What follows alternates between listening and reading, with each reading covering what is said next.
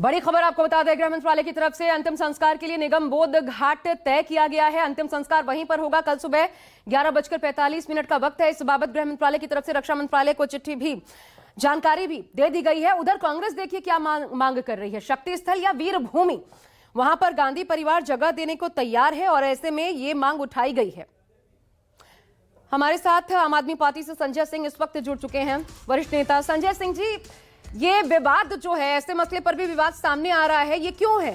वीर भूमि या शक्ति स्थल, और अगर निगम बोध घाट कहा जा रहा है, कहां दिक्कत? देखिए, ये बहुत ही दुर्भाग्यपूर्ण है। कम से कम ऐसे वक्त में तो कोई राजनीति नहीं होनी चाहिए। और भारत के पूर्व प्रधानमंत्रियों का ज्यादातर राजघाट पे अंतिम संस्कार हुआ है, तो इसमें जगह देने में कोई समस्या नहीं होनी चाहिए केंद्र सरकार को। और मैं मोदी जी से मांग करूंगा कि इतना छोटा मन मत दिखाइए और सम्मान दीजिए डॉक्टर मनमोहन सिंह जी को। कम से कम मरणोपरांत इतना सम्मान तो दीजिए कि उनको राजघाट पे अंतिम संस्कार के लिए जगह मिल जाए।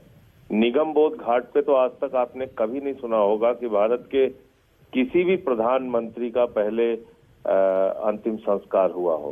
तो मुझे तो ये बात सुन के बड़ी अजीब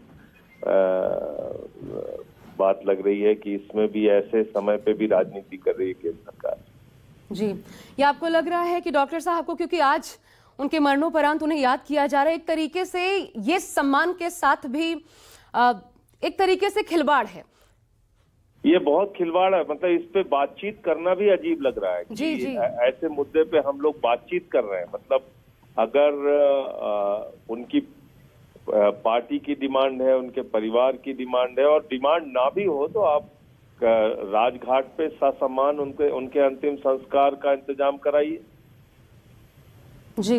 लेकिन अगर इसमें भी इतने छोटे मन की राजनीति केंद्र सरकार और भारतीय जनता पार्टी कर रही है, तो ये तो बहुत ही दुर्भाग्यपूर्ण है। वो तो एक सीधे सादे सच्चे इंसान थे, ईमानदारी से अपना जीवन उन्होंने बिताया और 10 साल भारत के प्रधानमंत्री के तौर पे देश की अर्थव्यवस्था को उन्होंने आगे बढ़ाया।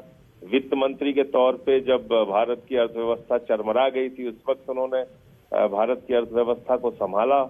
तो मैं समझता हूँ इतना बड़ा योगदान जिस व्यक्ति का है, आप उसको अंतिम संस्कार की जगह देने में भी राजनीति कर रहे हैं। मैं बहुत संक्षेप में आपसे संजय जी समझना चाहती हूँ, मंशा क्या नजर आ रही है आपको? क्यों ऐसा?